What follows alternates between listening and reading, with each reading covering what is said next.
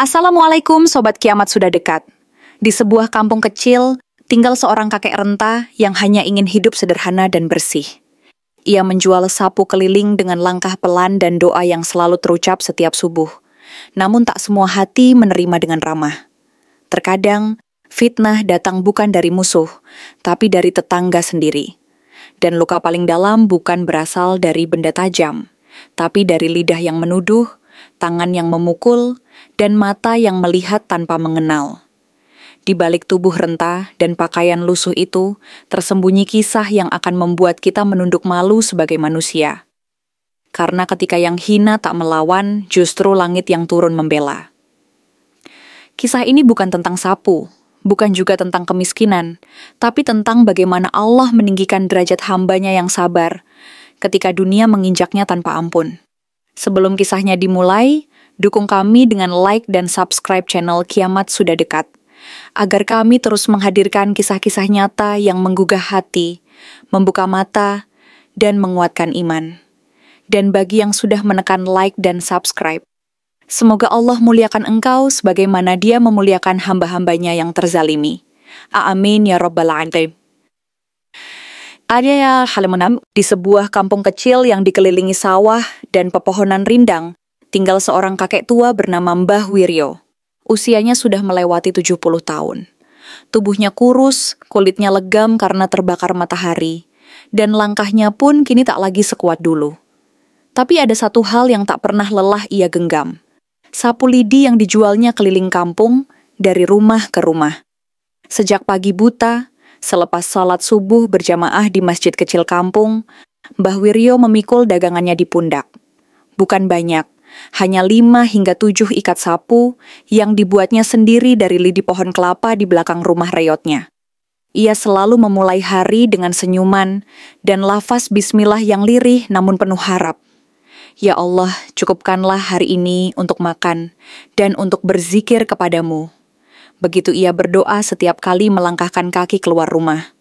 Warga mengenalnya sebagai orang baik, meski banyak yang memandang remeh. Bajunya selalu lusuh, sandalnya jepit dan sudah tambalan. Tapi kakek itu tak pernah mengeluh. Ia hidup sendirian sejak istrinya wafat dan anak semata wayangnya merantau entah kemana. Namun, minggu itu menjadi awal dari malapetaka yang tak pernah ia bayangkan. Entah siapa yang memulai, namun kabar itu menyebar cepat. Ada tuyul berkeliaran di kampung. Uang warga mendadak hilang dari laci, celengan, bahkan dompet yang disimpan dalam lemari terkunci. Warga resah. Mereka mulai menuduh satu sama lain. Tapi kemudian, arah tudingan itu mengarah ke satu orang, Mbah Wiryo. Siapa lagi kalau bukan dia? Tiba-tiba punya uang beli beras 5 liter dan minyak 2 botol. Ujar seorang ibu-ibu di warung. Katanya tiap malam rumahnya gelap, tapi ada suara aneh kayak ayam sekarat. Tambah yang lain. Kalau bukan pelihara tuyul, pasti ngepet. Tuduh yang lain, makin bersemangat. Tak ada yang mencoba mencari tahu kebenaran. Tak satu pun yang datang bertanya baik-baik. Yang ada hanya amarah yang dikumpulkan dari prasangka dan bisik-bisik tanpa dasar. Pada suatu malam yang gerimis, saat Mbah Wiryo baru saja selesai menunaikan salat Isya, suara keras mengguncang pintu rumahnya. Belum sempat ia berdiri, puluhan warga telah menyerbu masuk. Mereka membawa bambu, kayu, dan wajah-wajah garang yang haus pembenaran. "Kami tangkap kau malam ini, Mbah. Jangan pura-pura lugu," teriak seorang pria muda berbaju loreng, yang juga ketua RT. Mbah Wiryo bingung. "Ada apa, Nak? Apa salah saya?" "Jangan munafik, kamu pelihara tuyul kan? Uang warga hilang sejak kamu sering belanja di warung." Bentaknya sambil mendorong tubuh ringkih Mbah Wiryo hingga jatuh. Tanpa memberi kesempatan menjelaskan, mereka menyeretnya ke balai desa. Dalam perjalanan, pukulan dan tendangan silih berganti mendarat. Darah merembes dari pelipisnya. Bibirnya pecah, matanya membiru. Tapi yang paling perih bukanlah tubuh yang dihajar, melainkan hati yang disayat fitnah.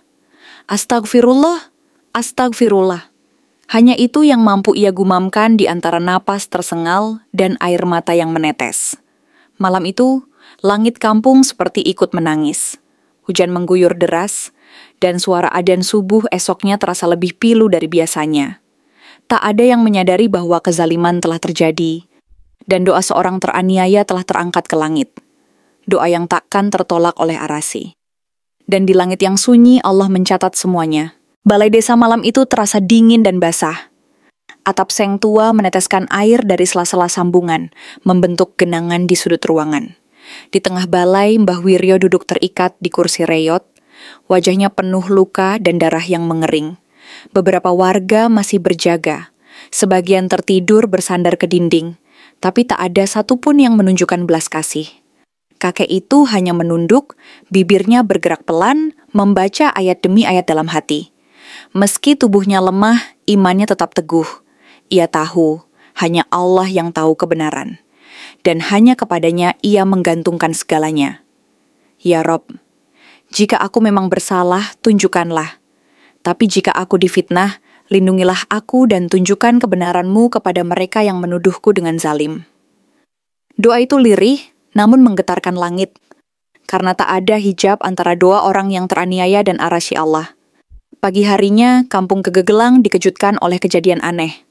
Seekor kambing milik Pak RT mendadak mati, mulutnya berbuih, dan matanya melotot tajam. Sebagian warga bilang itu karena disantet, sebagian lagi bilang karena kutukan. Tak berhenti di situ, 2 rumah di kampung itu mendadakkan kemalingan. Dan kali ini pencurinya tertangkap kamera CCTV. Yang terekam bukan sosok gaib, bukan pula tuyul, tapi 2 anak muda tetangga sendiri. Reza dan Dani, yang sebelumnya paling lantang menuduh Mbah Wiryo. Kabar itu cepat menyebar. Rekaman ditunjukkan ke aparat desa, dan warga satu persatu mulai menyadari. Mereka telah keliru, sangat keliru. Namun, rasa malu membuat sebagian warga masih menolak mengakui kesalahan. Mereka mencoba mencari celah pembelaan, beralasan bahwa kecurigaan pada Mbah Wiryo wajar karena perubahan kebiasaannya. Padahal perubahan itu sederhana. Selama beberapa pekan terakhir, Mbah Wiryo memang membeli beras dan minyak lebih banyak dari biasanya, karena ada tetangga yatim yang ia bantu diam-diam. Anaknya seorang bocah yang ditinggal mati ibunya dan dirawat neneknya. Mbah Wiryo sering mampir ke sana untuk menyisihkan apapun yang ia punya. Tak pernah ia ceritakan kepada siapapun, karena ia takut niatnya berubah jadi ria. Siang itu, kepala desa yang baru tahu kejadian sebenarnya segera datang ke balai desa. Ia membuka ikatan Mbah Wiryo dengan tangan gemetar. "Ampuni kami, Mbah. Astagfirullah, kami salah besar." Suaranya lirih, matanya berkaca-kaca. Mbah Wiryo hanya tersenyum lemah. "Kalau manusia menghukumku karena prasangka, aku masih bisa sabar. Tapi jika Allah yang murka karena kalian menuduh tanpa bukti, aku khawatir untuk kalian semua, Nak." Ucapan itu membuat ruangan sunyi. Beberapa warga yang datang pun menunduk, tak sanggup menatap wajah tua, yang kini bengkak dan lebam karena pukulan mereka sendiri. Beberapa menit kemudian suara azan zuhur menggema dari masjid. Dan untuk pertama kalinya setelah sekian lama, hampir seluruh warga datang ke masjid. Mereka berkumpul, tak hanya untuk salat, tapi untuk memohon ampun.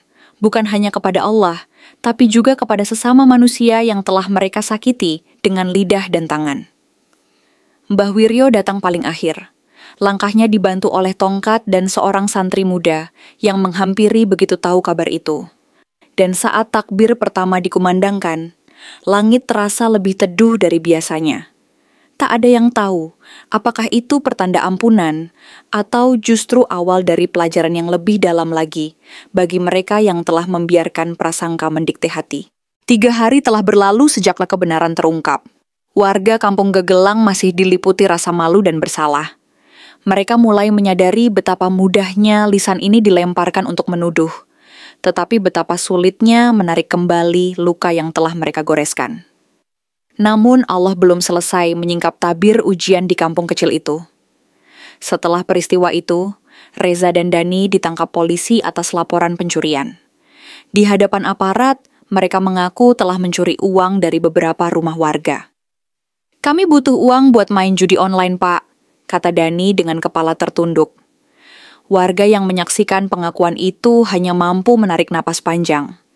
Tapi kejadian yang paling mengguncang adalah ketika salah seorang tokoh masyarakat, Pak Arman, yang dikenal saleh dan sering ceramah di masjid, tiba-tiba jatuh pingsan di tengah salat asyhar berjamaah. Setelah diperiksa oleh mantri desa, ternyata tekanan darahnya naik karena stres berat. Belakangan diketahui, dia juga pernah menyebar tuduhan tentang Mbah Wiryo, bahkan menambahkan bahwa kakek itu tak pernah kelihatan salat tahajud. Seolah itu cukup jadi dalil untuk mencap seseorang pelihara jin. Istri Pak Arman datang ke rumah Mbah Wiryo, menangis sambil mencium tangan kakek tua itu. "Maafkan suamiku, Mbah. Dia sudah insaf, tapi sekarang justru menanggung sendiri akibat ucapannya." Mbah Wiryo menatap perempuan itu lama.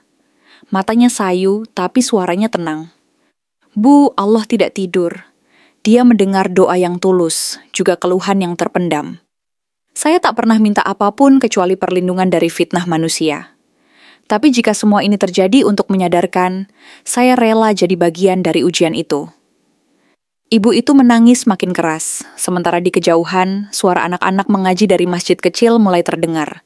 Seperti menegaskan bahwa hidup harus terus berjalan, meski dihujani air mata dan luka.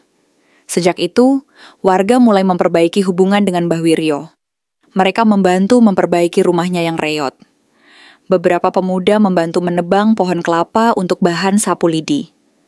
Bahkan ketua RT yang dulu paling keras menuduh, kini datang hampir setiap pagi untuk mengantar sarapan dan menyalami Mbah Wiryo dengan penuh hormat.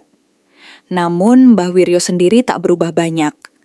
Ia tetap hidup sederhana, tak memanfaatkan belas kasih untuk mencari keuntungan. Baginya, hidup adalah tentang keberkahan.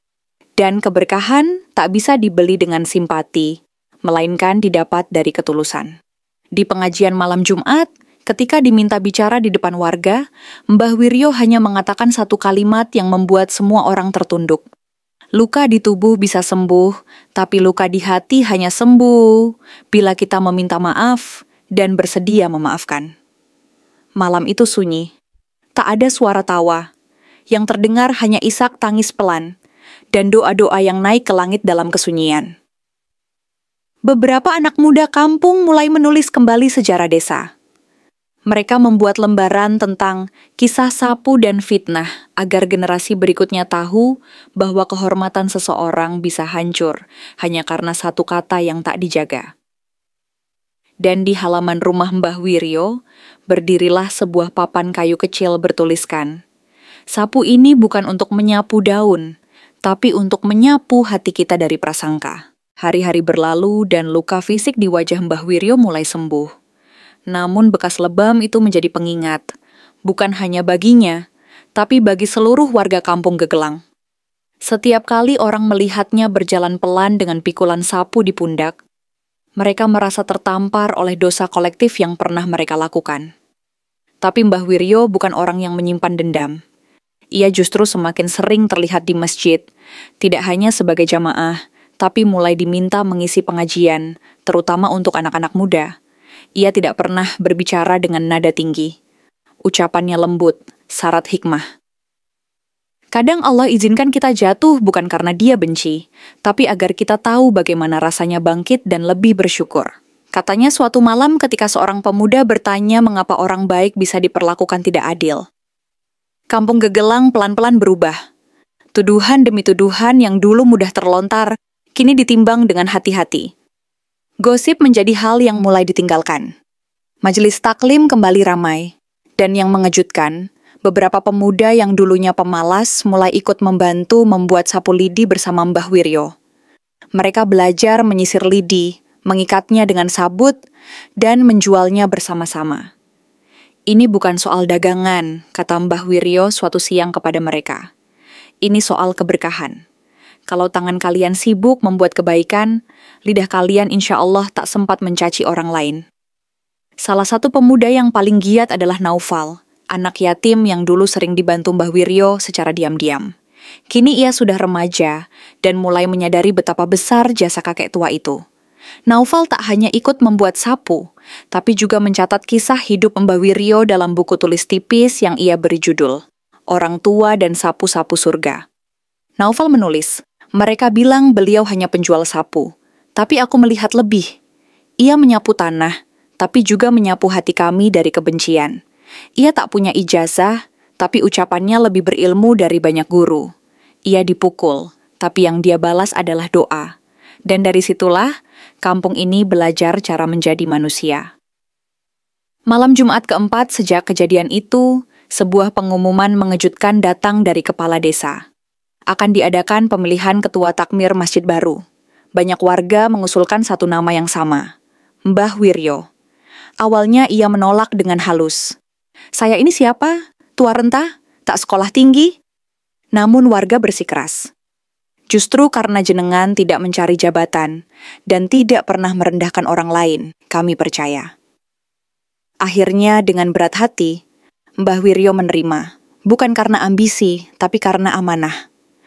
Ia paham bahwa harta bisa dipikul siapapun, tapi kepercayaan adalah anugerah yang datang dari langit, lewat jalan yang tidak selalu indah.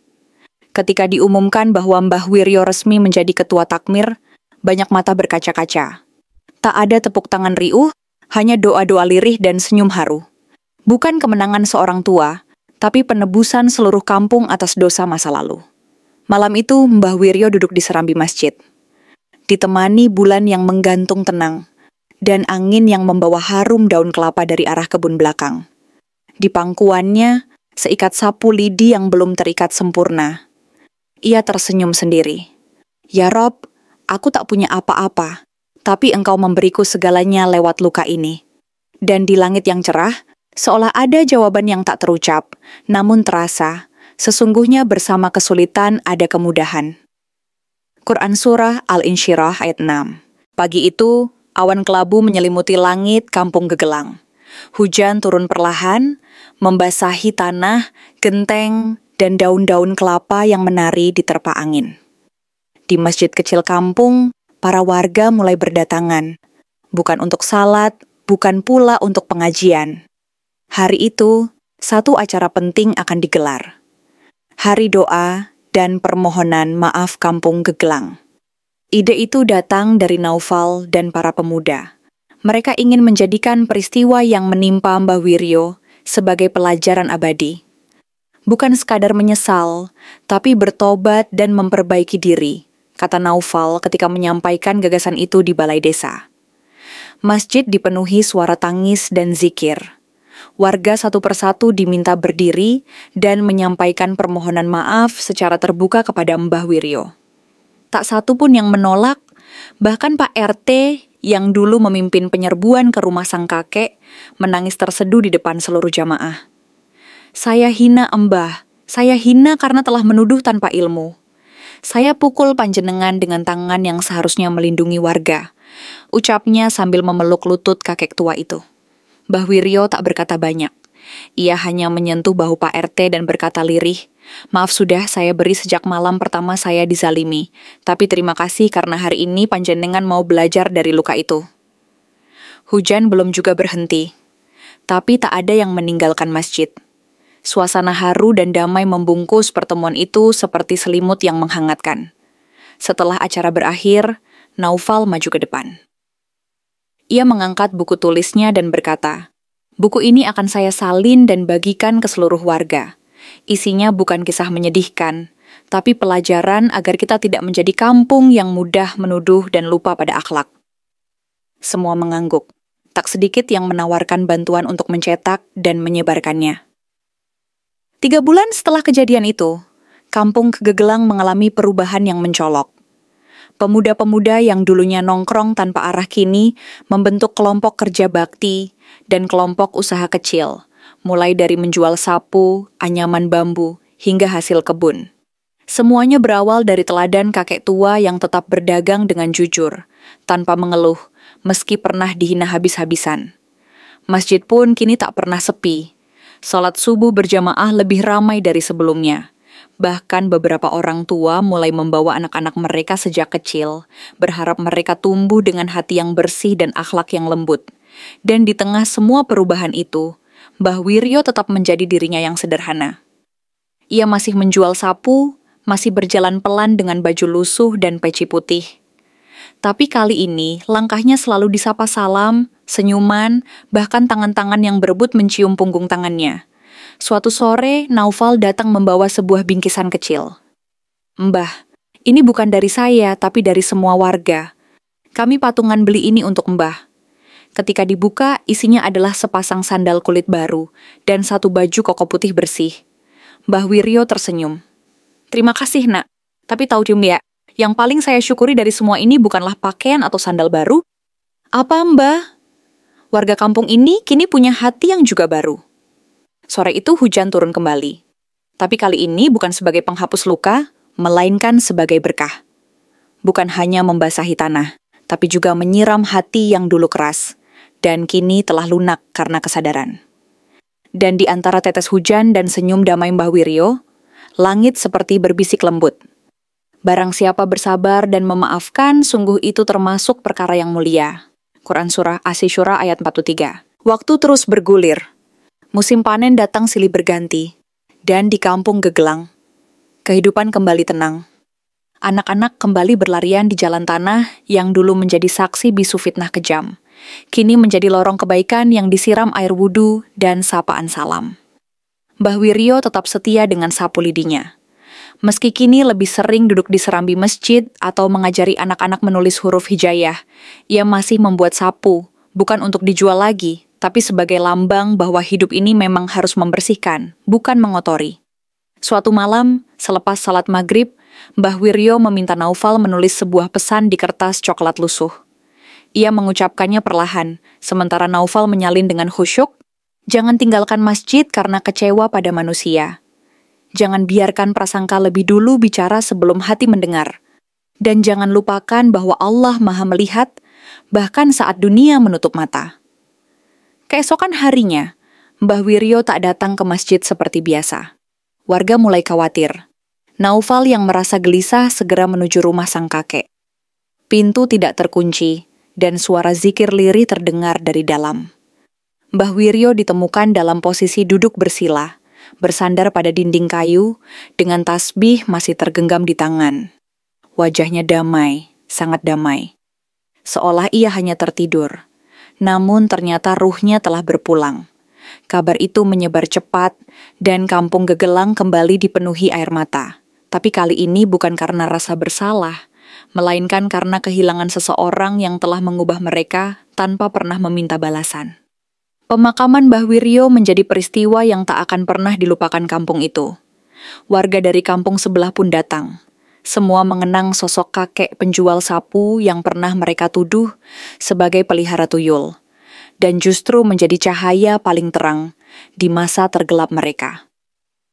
Di nisan sederhana Mbah Wiryo, tertulis, "Hamba Allah, penjual sapu, pembersih hati kampung ini." Naufal, yang kini tumbuh menjadi pemuda alim, menjaga warisan moral itu. Ia meneruskan kebiasaan membuat sapu, mengajar anak-anak mengaji, dan menulis kisah-kisah hikmah yang diambil dari pengalaman kampung sendiri. Setiap tahun pada hari wafatnya Mbah Wiryo, kampung Gegelang mengadakan hari bersih diri. Warga saling bermaafan, menyapu halaman rumah bersama, dan membaca Yasin untuk sang kakek. Dan di setiap sapu yang dibuat dan dibagikan, selalu ada selembar kecil kertas yang disisipkan di gagangnya. Sapu ini bukan sekadar alat, ini lambang dari hidup. Membersihkan lebih mulia daripada mencaci, menyapu lebih utama daripada menghakimi. Mbah Wiryo telah tiada, tapi namanya tetap hidup. Bukan lewat batu nisan yang megah, bukan lewat gelar atau pangkat, tapi lewat akhlak yang ia wariskan dan luka yang ia ubah menjadi pelajaran abadi. Kampung Gegelang pun belajar satu hal paling berharga, bahwa kadang Allah mengutus seorang yang hina di mata manusia untuk menyucikan hati satu desa.